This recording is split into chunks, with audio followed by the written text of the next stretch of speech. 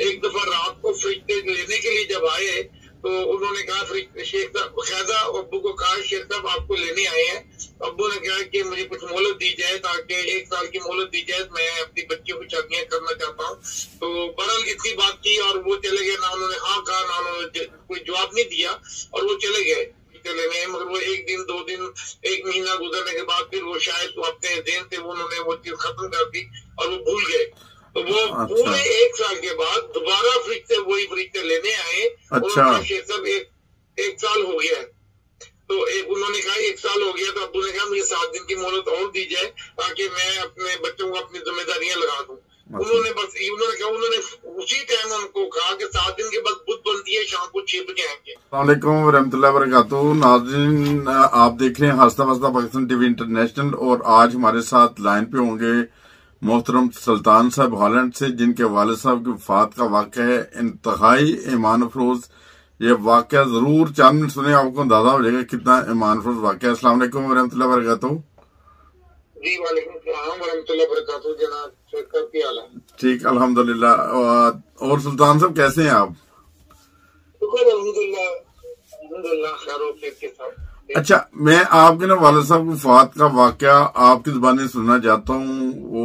वो इंतहाई ईमान अफरोज है। मेरी ख्वाहिश है कि आप वो वाक़या सुनाएं कि वो वाक़या कैसे हुआ था और आपके वालिद साहब की जॉब क्या थी, वो क्या काम क्या करते थे खिदमत दीन। जी मेरे वालिद साहब का नाम शेख महमूद अहमद सईद हैदराबादी था और वो हैदराबाद दक्कन से ताल्लुक रखते थे। माशाल्लाह ये मेरे तायाजान भी हैं, तायाजान भी थे मोहम्मद अहमद अनवर डीपी साहब। वो दोनों भाई इंडिया से पाकिस्तान शिफ्ट हो गए थे। तो मेरे वालिद साहब ने जिंदगी वक़्फ़ की हुई थी और अल्लाह के फजल से वो हज़रत अम्मा जान के पास ही रहे और उनके पास ही ज्यादातर अपना बचपन गुजारा। उसके बाद में मौलवी फाजिल पास किया और उसके बाद में फिर माशाल्लाह ये कुरान मजीद के जो शुरू में कुरान मजीद छपते थे उनकी गलतियां से जबर शाद वगैरह की होती थी, तो वो अब्बू उनके ऊपर वो उनको पढ़ के एक एक लफ्ज को पढ़ के और देखते थे कहाँ पे कोई गलती है तो उसको रिमूव करने वाला था रिमूव करते थे और जो उसके कोई चीज ऐड करनी होती थी तो वो ऐड करते थे। कोई कुरान मजीद के बहुत सारी बोरियों की बोरियां घर पे आती थी और वो उनको अपना ठीक करके फिर वापस वकालत तफसीर में जाती थी और वहां पे फिर आगे से जहां जहां भी भेजने वाले से भेजते थे। तो काफी देर वकालत माल अव्वल में भी काम किया है, वकालत तफसीर में भी बहुत पहले वकालत तफसीर में थे, भी बाद में माल अव्वल में काम करते रहे। तो बस इसी तरह जिंदगी के वो उनको माशाल्लाह कुरान मजीद हाफिज तो नहीं थे मगर कुरान मजीद उनको इसी तरह सही करते लिखते लिखते रिपीट करते तो उनको याद हो गया था कुरान मजीद पूरा और हर वक्त कुरान मजीद के अल्फाज उनके जुबान पे रहते थे सुनते थे तब भी अल्हम्दुलिल्लाह। तो बहरहाल उसका एक वाकया ये हुआ था कि वालिद साहब के साथ एक दफा रात को फ्रिज लेने के लिए जब आए तो उन्होंने कहा, शेख साहब ख्याजा अब्बू को कहा, शेख साहब आपको लेने आए हैं। अब्बू ने कहा कि मुझे कुछ मोहलत दी जाए, ताकि 1 साल की मोहलत दी जाए, मैं अपनी बच्चियों की शादियां करना चाहता हूँ। तो बहरहाल इतनी बात की और वो चले गए। ना उन्होंने हाँ कहा, ना उन्होंने कोई जवाब नहीं दिया और वो चले गए। और उसके बाद में अब्बू सुबह उठे और बड़े परेशान थे। उसके बाद उन्होंने चौधरी अहमदीन साहब अपने दफ्तर के कुलीग हैं उनसे बात की, चौधरी शबीर साहब से बात की कि मैंने ऐसे तक आप देखी है तो देखें जो सब अगर अल्लाह ताला ने मुझे जिंदगी दी तो उनकी मर्जी, नहीं तो खुदा ताला के पास तो जाना ही है। तो बहरहाल ये बात उसके बाद में वालिद साहब ने आप घर पे दोपहर को घर वापस आए तो अम्मी से जिक्र नहीं किया। तो अम्मी से कहते हैं तमीज स्टूडियो की दुकान पे मैं आपके साथ एक तस्वीर खिंचवाने। तो अम्मी बड़ी परेशान हुई। अम्मी ने कहा कि आज तक तो कभी आपने ये नहीं कहा, आज आपको मेरी तस्वीर आपके साथ खिंचवाने का क्या शौक आया? तो उन्होंने कहा कि नहीं मेरा दिल कर रहा है कि मैं आपके साथ एक तस्वीर बना लूं तो अच्छा लगेगा। बहरहाल वो अब्बू ने फिर उनको कहा कि मैं तभी स्टूडियो की दुकान पे चलता हूँ, आप वहाँ पे आ जाओ।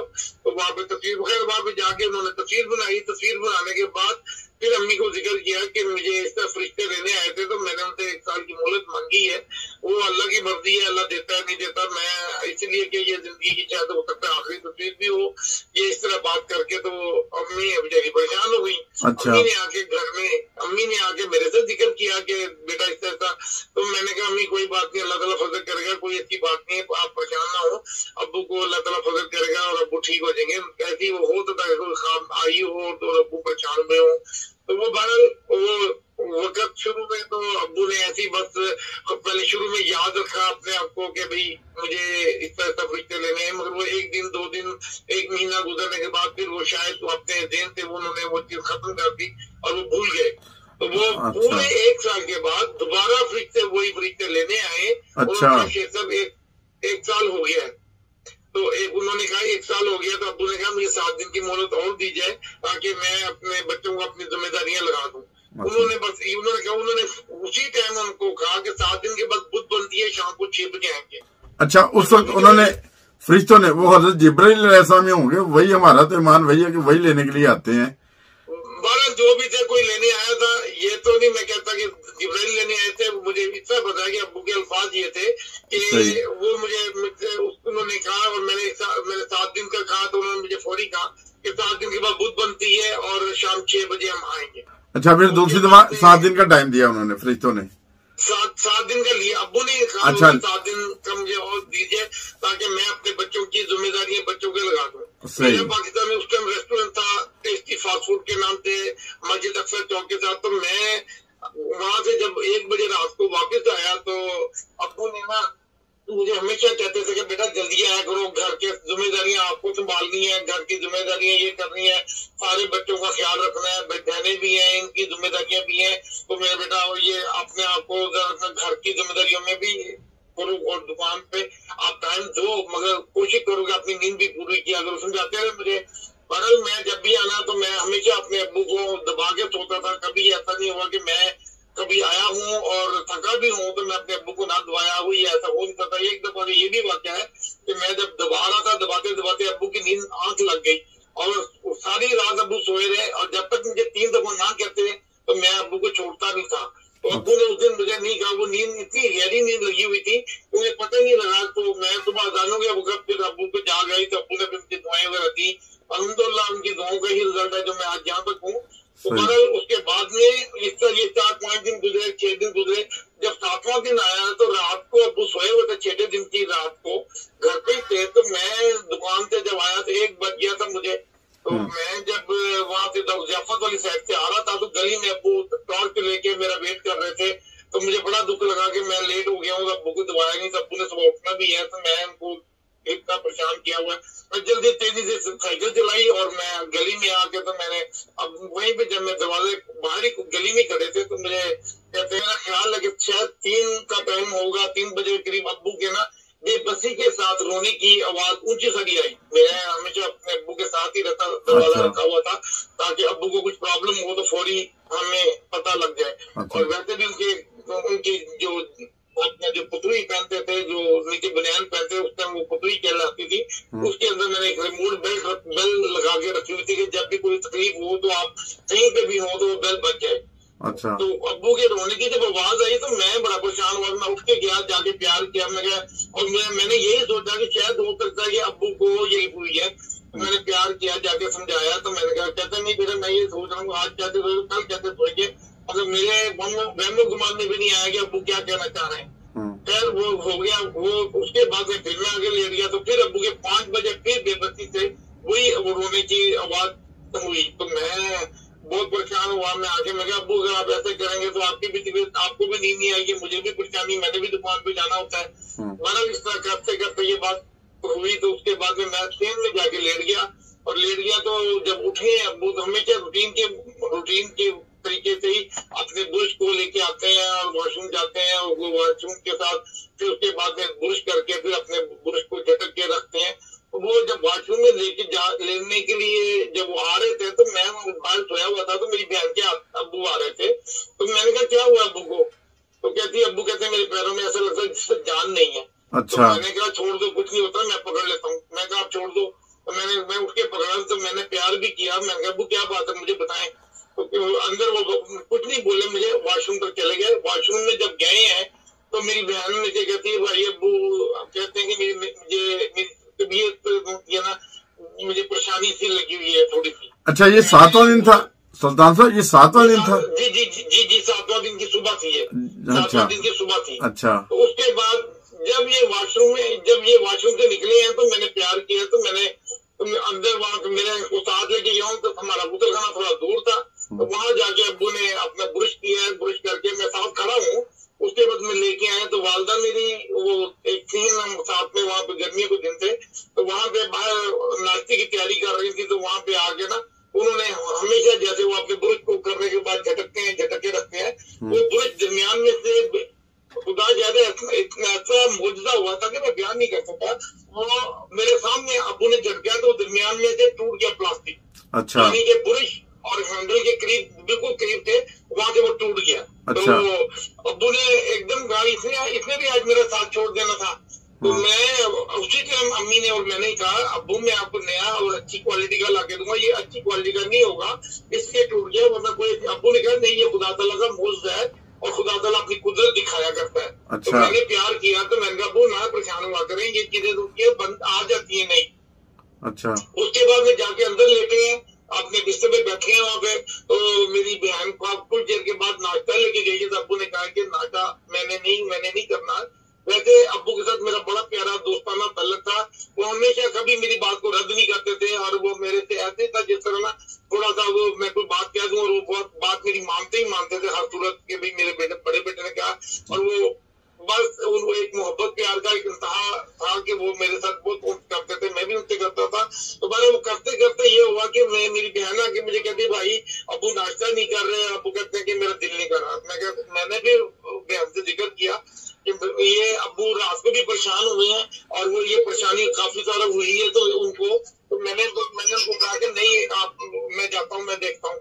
मैं गया हूँ, तो मैं अब्बू के पास गया हूँ, तो मैंने प्यार किया, तो मैंने पूछा, तो मुझे कहते बेटे आप मुझे मजबूर ना करो, मेरी तबीयत इतनी अच्छी मुझे नहीं लग रही, तो मुझे उतना ही खाना खाना है जितनी मुझे जरूरत है, तो मैं थोड़ा सा नाश्ता करूंगा और उसके बाद में मैं हॉस्पिटल भी आज जाना है। तो मैंने कहा अब्बू क्या बात है, कोई तबीयत खराब है, कोई वजह है, मैं गाड़ी लेके आऊँ, मैं अरेंजमेंट करूँ? अब्बू ने कहा नहीं, मैं छोटे भाई तुम्हारे मसूद पाशा के साथ चला जाऊंगा और वो एम्बुलेंस ले आएगा, तो मैं फिर मैं तुम्हें वहां पे बुलाऊंगा, तो मैं आप तो अपनी दुकान पे चले जाओ, दुकान का हर जना करो आप। तो मैं कहा ठीक है। मैं अपने नाश्ता करके अपने रूटीन से मैं चला गया। जब मैं चला गया तो अब्बू ने, वैसे वो 7 दिन थे, उनके जुबान पे 4 थे, ए खामोशा ने शहर मुझे ना आवाज ना दे, मैं खुद चल कर आ रहा हूँ। अच्छा। तो जब मेरे जाने के बाद मेरी बहन से कहते हैं कि मैं आज अभी जाऊंगा, तो पहले सबको नाश्ता कराया, खाना खिलाया, दोपहर का खाना तक खिला रहे।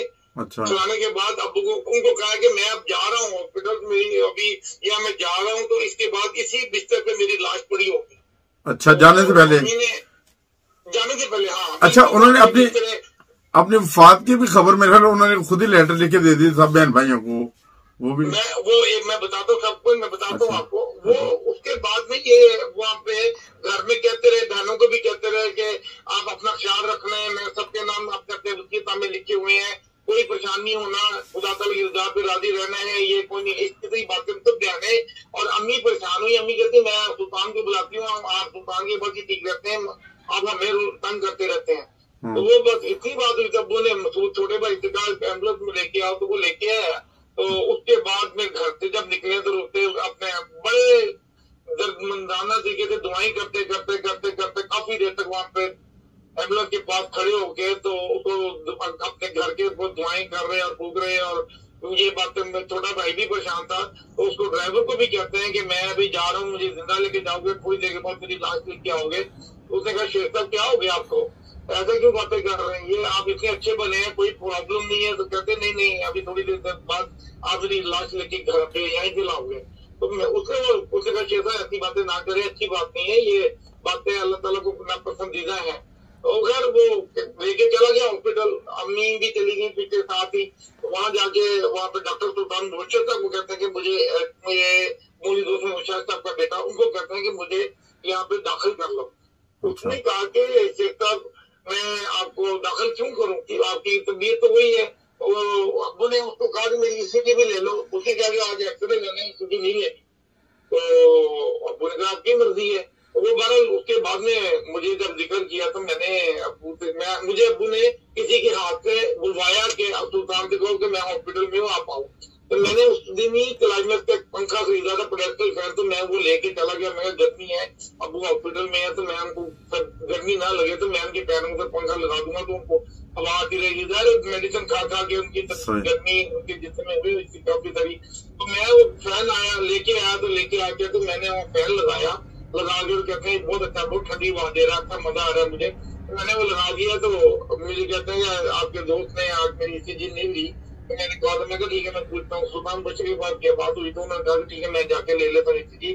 फिर उन्होंने बड़ा ECG ली, ECG लेके तो मैं जाके थोड़ी देर चाय पी के साथ बैठ के वापस आ गया।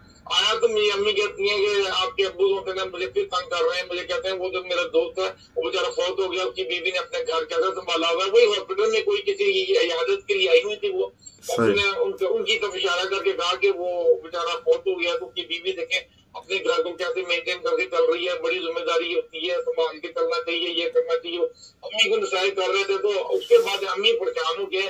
मैं बाहर बैठा हुआ था दीवार के ऊपर, तो अम्मी कहती है तुम्हारे अब्बू तो ना मुझे तंग कर रहे हैं, वो बार बार यही उल्टी सीधी बातें करते रहते हैं और मैं परेशान हो रही हूँ। तो मैंने कहा आप एक मिनट उठे, मैं जाता हूँ, मैं अब्बू के बाद बैठता हूँ, बात करता हूँ। मैं गया तो देखा तो एक लेटर लिख रहे थे छोटी मैम को जो हैदराबाद दक्कन में रहती है, उनको एक लेटर लिख रहे थे। उसमें पूरा उन्होंने जिक्र किया। किसी वक्त मैं वो लेटर भी आपको सेंड करूंगा और वो सेंड कर तो बेशक आप सबको सेंड कर सकते हैं। उसमें अब्बू ने जिक्र किया कि मैं अभी थोड़ी देर बाद दुनिया से रुखसत होने वाला हूँ और मेरी वफात होने वाली है। मैं इस तरह करके मेरा दिल की बहुत तमन्ना थी कि मैं आप सबसे मुलाकात करूं। मेरे लिए मेरे तमाम रिश्तेदारों से मग़फ़िरत की दुआ की दरखास्त करें और मेरे से अगर कोई गुस्ताखी हुई हो तो मैं सबसे छोटा भाई था, अगर कोई ऐसी हुई हो तो मुझे खुदा के लिए माफ करके तो मेरी मग़फ़िरत के लिए दुआएं करें। मैंने अपने बच्चों के नाम अलग-अलग वसीयत में लिख दिए। तो ये इसके तो मैं लेटर लिख रहे थे। तो मैं जब वो लिख रहे थे तो मैं पास बैठा तो मैंने पूछा तो कहते हैं बुब्बू को लिख रहा हूँ। मैं अच्छी बात है। तो मुझे कहते हैं कल सुबह इसको पोस्ट कर दे रहा हूँ। मैं क्या मैंने अभी कभी किया पोस्ट, मैंने अब्बू रास्ते में कहा मैं आज तक मैंने कभी किया, मुझे क्या पता क्या करना है कैसे करना है, मुझे नहीं पता। मुझे कहता है चलो अगर ठीक मैं हुआ तो मैं करूंगा, नहीं तो फिर आप कर देना। तो मैंने उनसे बात करता मैं क्या अब्बू क्या बात है, तो बड़ा मेरे दिमाग में वो बात कोई आई भी नहीं थी भी नहीं। उसके बाद उन्होंने अपनी जेब में तमाम चिट्ठियां लिख के रखी हुई थी और एक और भी लिखी थी कि मेरी वफात के बाद इन लोगों को बुलाना है और इन लोगों के नंबर ये है, सारा कुछ अरेंजमेंट करके रखा हुआ था। और उन्होंने कहा था कि मेरी मैयत को फिर दारुज़ाफत की और जगह पे ना ले जाना, सीधा घर ले जाके घर में रखना और जितने रिश्तेदार आ सकते हैं उनको पैगाम दे के तो उनको मग़फ़िरत के लिए दुआ के लिए लिखना क्या था। वो अपनी जेब में रखी हुई थी। जब मैं बैठा हूँ उनके पास, उनके साइड पे बैठा हूँ, बातें कर रहा हूँ, तो उसके बाद उन्होंने हाथ को लपेटा बंद किया, फोल्ड किया उन्होंने, फोल्ड करके तो उन्होंने अपने जो सामने उनकी जेब है उसके अंदर रखा है। तो उसके बाद में उन्होंने ऊपर घड़ी की तरफ देखते मैंने उनको देखा कि नहीं तो घड़ी की तरफ देखा उन्होंने। जब उन्हें 6 बजे हैं तो वो आराम से लेटे हैं। अच्छा। मुझे नहीं पता लगा कि अब्बू की डेथ वो लेटते हुई है या वो लेटने के बाद हुई है, मगर वो मेरे सामने 6 बजे वो लेटे हैं और उसके बाद में नाम की सांस उकड़ी, नाम का पता चला ना कुछ, और बिल्कुल हाथ पैर सीधे करके तो वो लेट गए। अच्छा। और मैं डॉक्टर वगैरह सारे सामने वहाँ पे अपने जो उनकी जगह देख रहे थे, बैठे बातें कर। अच्छा। वो वहाँ बैठे बातें कर रहे। मैंने फौरी डॉक्टर को बोला, मैं क्या अब्बू जी बात नहीं कर रहे। वो सारे डॉक्टर आए, भागे आए। उन्होंने किसी ने पंपिंग करने की कोशिश की, किसी ने सीने में वो इंजेक्शन लगाया, सब कुछ किया। तो उन्होंने कहा कि नहीं वो अब फौत हो गए। तो वो बार फिर उनकी जेब में तो चिट्ठी निकाली तो सारा कुछ पता चला कि ये ऐसा वाकया अब्बू के साथ हुआ। तो बहरहाल ये चीजें खुदा तआला के तो सारे बंदे हैं, सबने आज नहीं तो कल चले जाना है। तो ये कि बड़ा ही अल्लाह ताला के फजल से वाले साहब ने बड़ा अच्छा वक्त गुजारा, बड़ा अच्छा निभाया और अल्हम्दुलिल्लाह इस तरह करके अब्बू का ये वाकया था जो बड़ा ईमान फरोज है। मैंने मेरी आंखों के देखे सामने हुआ है और वो लेटर भी किसी वक्त मैं आपको सेंड कर दूंगा। तो जब लेटर दोस्त पढ़ेंगे तो वो उन्हें खुद अंदाजा, एक आधा घंटा पहले उन्होंने अपनी वफात से पहले लिखा है और हैंड राइटिंग भी बहुत अच्छी थी। और अबू खलीफा राबिया के वक्त में भी अब्बू जब खलीफा से राबिया ने जब तकरीर करनी होती थी तो वो अपनी तकरीर अब्बू को भिजवाते थे और अब्बू ही उनको नीट करके देते थे अपनी हैंड राइटिंग से। तो वो फिर हजूर उनको वहाँ पे जब भी तकरीर करनी होती थी पढ़ा करते थे।